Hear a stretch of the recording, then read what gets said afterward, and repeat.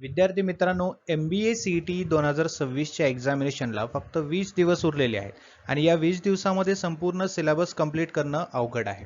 तर असे कुठले टॉपिक्स आहेत ज्यावरती आपण फोकस करून आपला स्कोर वाढवू शकतो आणि बेस्ट MBA कॉलेजमध्ये टॉप टायर MBA कॉलेजमध्ये ॲडमिशन घेण्यासाठी आपल्याला मदत होऊ शकते. तर सर्वांचं CET बाय ग्लोबल ऑनलाईन चॅनलवरती मी तुमचा एज्युकेटर निहाल स्वागत करतो.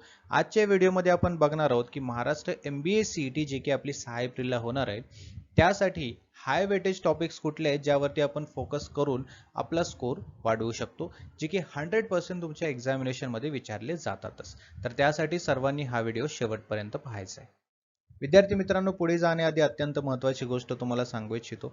महाराष्ट्र MBA CET 2026च्या प्रिपरेशन करिता आपल्याकडे रेकॉर्डेड बॅच अवेलेबल आहे, ज्याचा फायदा तुम्हाला होऊ शकतो जर तुम्ही जॉब करत असाल, वेळ पुरत नसेल तर हे रेकॉर्डेड व्हिडिओज पाहून तुम्ही तुमचा सिलेबस कव्हर करू शकता.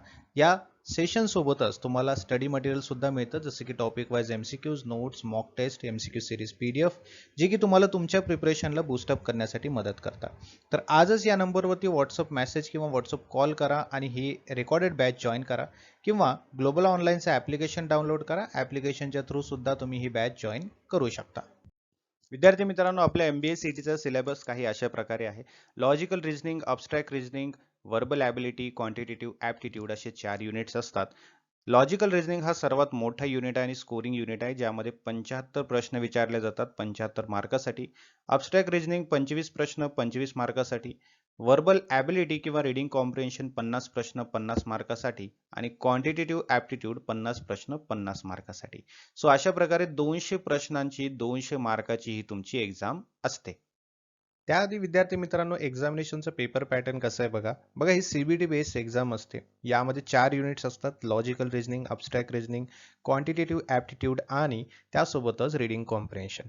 सगळ्यात मोठा जो युनिट आहे तो आहे तुमचा लॉजिकल रिझनिंग, ज्यामध्ये 75 प्रश्न विचारले जातात.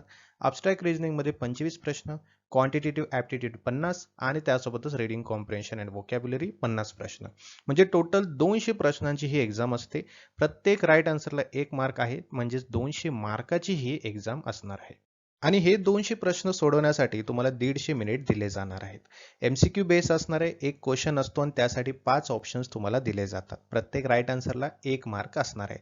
आणि यामध्ये सगळ्यात मोठा ॲडव्हान्टेज तुमच्यासाठी हा आहे की यामध्ये निगेटिव्ह मार्किंग अजिबात नाहीये. म्हणजे तुमचा जर आन्सर चुकला तर तुमचे मार्क्स डिडक्ट होणार नाहीत. ओके, याचाच अर्थ तुम्हाला असा मोठा ॲडव्हान्टेज आहे की 200 पैकी 200 प्रश्न तुम्ही अटेम्प्ट करू शकता.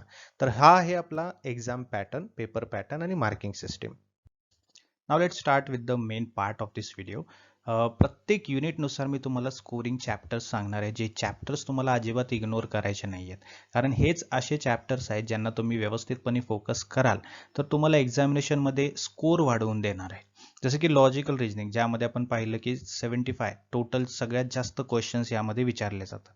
यामध्ये जर तुम्ही बघाल 75 प्रश्नापैकी जवळपास 20 ते 25-30 प्रश्न तुम्हाला याच टॉपिकवरती विचारले जातात. जसं की लिनियर अँड सर्क्युलर अरेंजमेंट आहे. ठीक आहे, सर्क्युलर अरेंजमेंटवरती भरपूर जास्त प्रश्न असतात. मग ते लिनियर वेगळे असतात आणि सर्क्युलर वेगळे असतात. या दोन्हीचे मिळून तुम्हाला 20-25 तरी प्रश्न बघायला मिळणारच आहेत. ठीक आहे, त्यानंतर ब्लड रिलेशन्सवरती प्रश्न तुम्ही इग्नोर करू नका. सिलोजिझम आहे. डिरेक्शन्सवरती तुम्हाला प्रश्न बघायला मिळतात. सगळ्यात जास्त लिनियर अँड सर्क्युलर अरेंजमेंट नंतर कोडिंग, डिकोडिंग आणि सिरीज आहे. ठीक आहे, यामध्ये नंबर, लेटर आणि सिम्बॉल सिरीज वेगवेगळ्या पद्धतीने विचारले जातात. ओके, आणि त्यानंतर कोडिंग, डिकोडिंग हे जे टॉपिक्स आहेत, जे लॉजिकल रिझनिंगमध्ये मी तुम्हाला सांगतो आहे, या टॉपिक्सना अजिबात इग्नोर करू नका. 75 प्रश्नांपैकी तुम्हाला जवळपास 70 to 80% जे प्रश्न लॉजिकल रिझनिंगमध्ये विचारले जातात ते याच टॉपिक्सवरती तुम्हाला विचारले जातात. ओके, सो या टॉपिक्सना अजिबात इग्नोर करायचं नाहीये, जास्तीत जास्त फोकस करायचं आहे. त्याच्यानंतर आहे क्वांटिटेटिव्ह ॲप्टिट्यूड. जसं की मी सुरुवातीला सांगितलं, हा कसा आहे, हा पूर्णतः प्रॅक्टिकल युनिट आहे. प्रॅक्टिकल म्हणजे याच्यामध्ये तुम्हाला मॅथमॅटिकल सोल्युशन्स करायचे आहेत. ठीक आहे, सॉल्व्ह करायच्या आहेत गोष्टी. आता क्वांटिटेटिव्ह ॲप्टिट्यूडमध्ये भरपूर सारे चॅप्टर्स आहेत. जे महत्त्वाचे चॅप्टर्स आहेत, ज्यामध्ये सगळ्यात जास्त प्रश्न विचारले जातात, ते आहेत तुमचे number and number system. Basically ratio proportion आहे, percentage, average, time, speed, distance, time, work, profit and loss, right. त्यानंतर इंटरेस्ट आहे, प्रॉबेबिलिटी, सिक्वेन्स सिरीज, त्यानंतर जिओमेट्रीचे काही प्रश्न आहेत, DI वरती तुम्हाला कंपल्सरी वेगवेगळ्या प्रकारचा DI येतो, जसे की लाईन ग्राफ आहे, ओके, त्यानंतर बार ग्राफ आहे, ओके, पाय चार्ट आहे, राईट. हे प्रश्न तुम्हाला बघायला मिळतात एकाच प्रश्नपत्रिकेमध्ये तुम्हाला. म्हणजे जसं की पाय चार्ट आहे तर पाय चार्ट वरती 5 प्रश्न येतील. लाईन ग्राफ आहे, लाईन ग्राफ वरती 5 प्रश्न येतील. ओके, बार ग्राफ आहे तर बार ग्राफ वरती सुद्धा 5 प्रश्न येतील. मग जवळपास तुम्हाला 15 प्रश्न तर कंपल्सरी प्रत्येक क्वेश्चन पेपरमध्ये बघायला मिळणार. प्रत्येक क्वेश्चन पेपरचा अर्थ असा आहे की स्लॉट है ना, स्लॉटमध्ये एक्झाम असते, बरोबर. सो प्रत्येक प्रश्न जे आहे है ना, सॉरी, प्रत्येक क्वेश्चन पेपर जे आहे त्यामध्ये तुम्हाला 15 क्वेश्चन तरी बघायला मिळणारच आहेत. ओके, सो 15 क्वेश्चन DI चे कंपल्सरी तुम्हाला विचारले जातात. DI चे सुद्धा कसे सॉल्व्ह करायचे प्रश्न, पाय चार्टचे कसे सॉल्व्ह करायचे यावरती व्हिडिओ आपण बनवलेला आहे, तो व्हिडिओ सुद्धा पाहून घ्या. लिंक मी डिस्क्रिप्शन बॉक्समध्ये दिलेली आहे. ठीक आहे. सो क्वांटिटेटिव्ह ॲप्टिट्यूड मधून हे चॅप्टर्स तुम्ही फोकस करायचे आहेत, जे की अत्यंत महत्त्वाचे आहेत. तुमचा स्कोर वाढवून देणारे हे चॅप्टर्स आहेत. क्वांटिटेटिव्ह ॲप्टिट्यूड मध्ये 50 प्रश्न विचारले जातात. त्यानंतर आहे अबस्ट्रॅक्ट रिझनिंग. बघा, अबस्ट्रॅक्ट रिझनिंग अत्यंत छोटा युनिट आहे.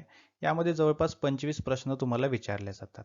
आता यामध्ये टॉपिक्स ऑलरेडी कमी आहेत. त्यामध्ये फोकस करायचं म्हटलं तर ॲनालॉजीज, odd one out, series completion यावरती तुम्ही फोकस करा.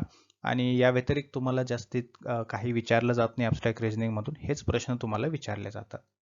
Verbal ability reading compression. आता याच्यामध्ये कंपल्सरी जो प्रश्न आहे तो विचारला जातो म्हणजे जातोच, तो आहे तुमचा RC म्हणजे रिडिंग कॉम्प्रेन्शन. ठीक आहे.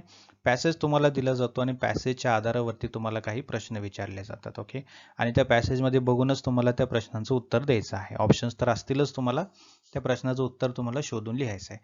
त्यामुळे काय करायचं, रिडिंग कॉम्प्रेन्शनमध्ये नेहमी सुरुवातीला पॅसेज जो आहे तो पूर्ण वाचून घ्यायचा आहे, व्यवस्थितपणे फोकस करून वाचून घ्यायचा, समजून घ्यायचा. त्यानंतर प्रश्न जेव्हा तुम्ही वाचाल तुम्हाला लगेचच कळेल की तो उत्तर पॅसेजमध्ये कुठे आहे. ठीक आहे. त्यामुळे पॅसेज अगोदर वाचून घ्या. त्यानंतर सिनोनिम्स, अँटोनिम्स विचारतात, व्होकॅब्युलरी युसेज आहे है ना, फिल इन द ब्लँक्स आहेत. एरर डिटेक्शनचे प्रश्न खूप बघायला मिळालेत. पॅराजम्बल्स, ग्रामरमध्ये टेन्स, प्रपोशन, आर्टिकल्स, मॉडिफायर्स, त्यानंतर क्वेश्चन टॅग आहे ना, हे पण विचारले जातात. आणि सेंटेन्स रिअरेंजमेंट सुद्धा विचारले जातात. सो हे टॉपिक्स हॉट टॉपिक्स ज्याला आपण म्हणतो, म्हणजे या हॉट टॉपिक्स याचा अर्थ असा आहे की जास्त प्रश्न येणारे टॉपिक्स ना. सो रिडिंग कॉम्प्रेन्शन, वर्बल ॲबिलिटीमध्ये हे टॉपिक्स तुम्ही फोकस कराल तर हा युनिट सुद्धा तुमचा एकदम स्ट्रॉंग होऊन जाईल. ओके, सो हे असे टॉपिक्स आहेत ज्यावरती तुम्ही फोकस कराल तर तुमचा स्कोर वाढवण्यासाठी तुम्हाला हे मदत करणार आहेत. ओके, सो या टॉपिक्सना इग्नोर करू नका.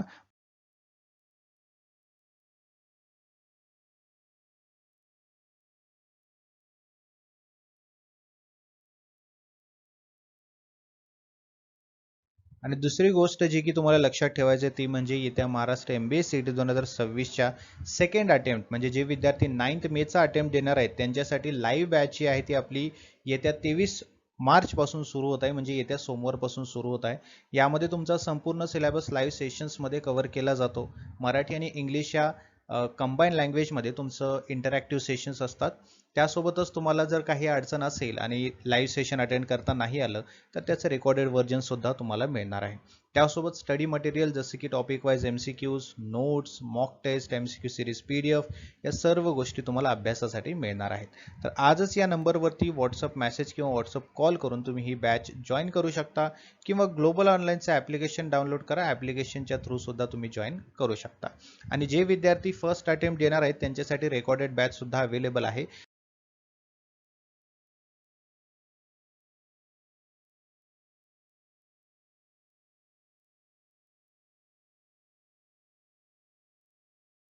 बघा, काही नाही करायचं, फक्त प्ले स्टोअरवरती जाऊन ग्लोबल ऑनलाईन सर्च करायचं आहे. हे ॲप्लिकेशन दिसेल, ॲप्लिकेशन इन्स्टॉल करायचं आहे, ओपन करायचं आहे. स्टोअर सेक्शनमध्ये जाऊन सर्च बॉक्समध्ये MBA CET सर्च करायचं आहे. सर्च केल्यानंतर तुम्हाला कोर्स दिसेल, कोर्सवरती क्लिक करून जॉईन नाव करायचं आहे. त्यानंतर तुम्ही ॲप्लिकेशनच्या थ्रू सुद्धा जॉईन होऊ शकता. Okay, all right. So thank you so much everyone. भेटूया पुढच्या सेशनमध्ये.